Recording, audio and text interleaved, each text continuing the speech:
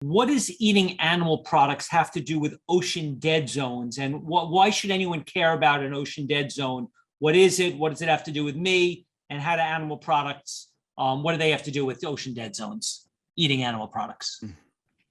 Well, we see this a lot when we go to Florida and in the Gulf of Mexico, the Mississippi River, and these rivers, essentially it's called hypoxia, where you spray all these chemical fertilizers every year. We don't have soil anymore. The soil gets washed away. We keep doing this industrialized agriculture with monocropping, gigantic fields of corn and soy and alfalfa. And they just douse it with chemical fertilizers, and that causes algae bloom. Basically, it causes these algae blooms when it gets into the ocean from the nutrient-rich, called the nutrient-rich runoff. It sounds like it's some kind of good thing. It's terrible, and so that the algae blooms suck all the oxygen out of the water, and so fish and anything else, they all need oxygen, so they can't live. They die. They all die. And so there's dead zones now all over the world. I mean, huge dead zones all over the world. There's something like 70 or 80 major dead zones. And wherever there's animal agriculture and chemical fertilizers and genetically engineered crops and so forth, you get these big algae blooms, and it just wipes out marine life. And that's one of the consequences of cheap meat and dairy. And I'll say a really important aspect to this, what Will's talking about, is that we often think that beef and cows are the culprits in the environmental impact. Well, a lot of this that he is talking about, the nutrient runoff going in and creating problems in our waterways, comes from the chicken industry, chicken meat and chicken egg industries up and down the Mississippi, in that area. So chicken meat and eggs have a high impact on our water sources, our water pollution from the they have this poultry litter that they keep in these big sheds, where there's hundreds of thousands of birds in these indoor environments. They're just polluted with all of their waste, all of their decomposing bodies, all of this, and also chemicals, antibiotics, all of that goes into the waterways, just like Will said, pollutes the water and creates these acidic and dead zones where no animal life and plant life can live because they're oxygen depleted. So that definitely directly connects to the chicken industry. So that's just as impactful as the beef industry. And lastly, I would just add that if you're concerned about the impact of runoff from industrialized agriculture, then the best place to start in stopping that, of course, you want to go organic if you can, but you also want to avoid industrialized meat, because the majority of our agricultural land is going to meat production. 83% of all agricultural land on Earth is involved in the livestock industry for 18% of the world's calories.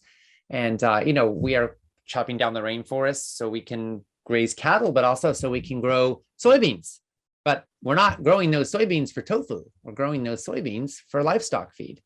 And so any way you slice it, the meat industry is kind of has its fingers on the chainsaw, so to speak. And it's also responsible for a lot of the ocean dead zones that we're seeing, because so much of that agricultural runoff is coming from crops that are actually being fed to livestock. If we lower on the food chain, we free up so much land, we free up so much resources that it's easy to go organic, even though it gets slightly less yield per acre in the short run, because we have plenty of land available, which we can also use to rewild, to reforest, and to create carbon sinks to help draw carbon out of the atmosphere, and to grow plenty of food for future human populations, instead of wasting it by cycling it through livestock, dumping poisons on the earth, which then end up in our water and create ocean dead zones and creating all these other problems that we're describing today. Yeah, and just one quick thing. I think it's also important to remember that the ranching and animal agriculture industry is devastating indigenous populations. And this is, we're wiping out whole societies and cultures that have lived in these forests and rainforests. And when, so it's not just animals and plants that are being driven into extinction, it's really human languages and human cultures that are being destroyed. And there's right today, they're being killed by ranchers in the Amazon basin. So I hear what you guys are saying, and it sounds very meaningful, and I'm very, agree with you.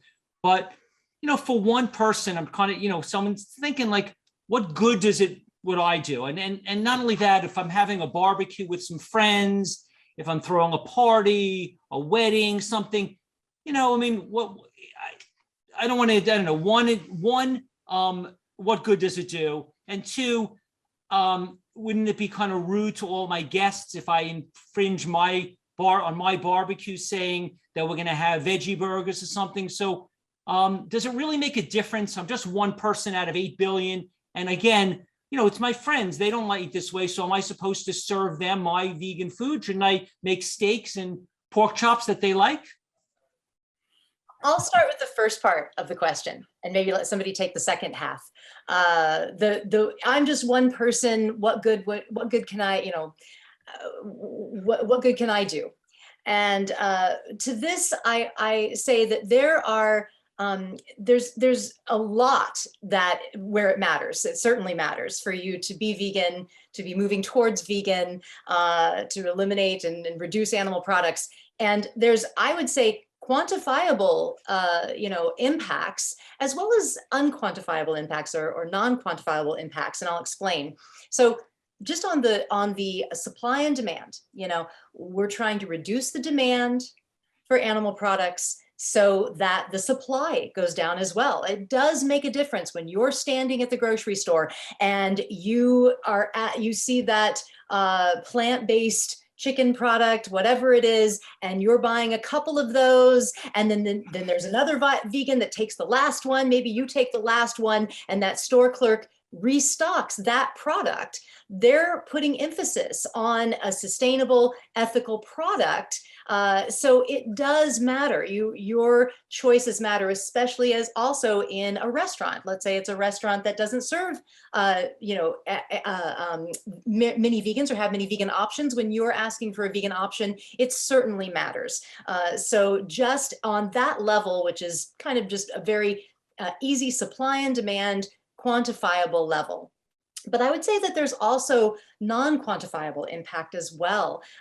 Just how we move in this world, just being a non-violent person, having this ethos.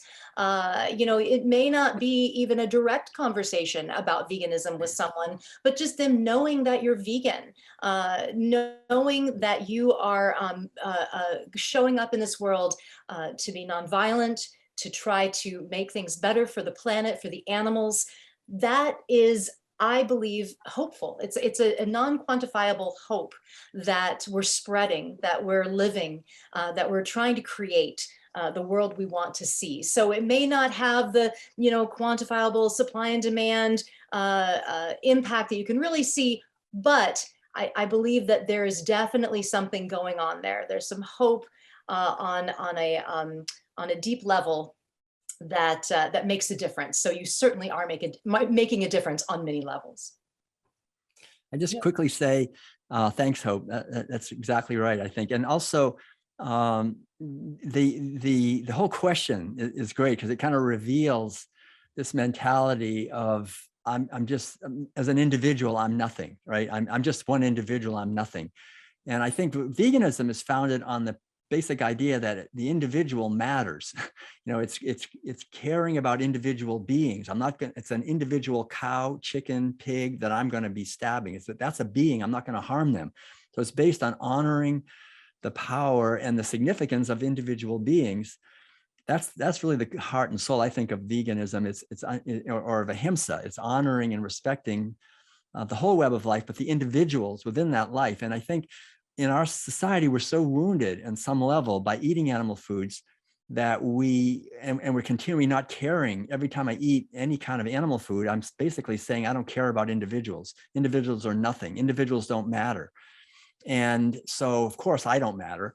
So the whole idea is to reverse that whole toxic mentality.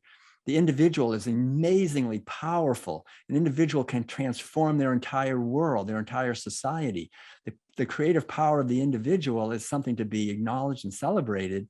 And that's really at the core of our movement, I think, is that each one of us as an individual has a unique gift to give to the world and to our movement.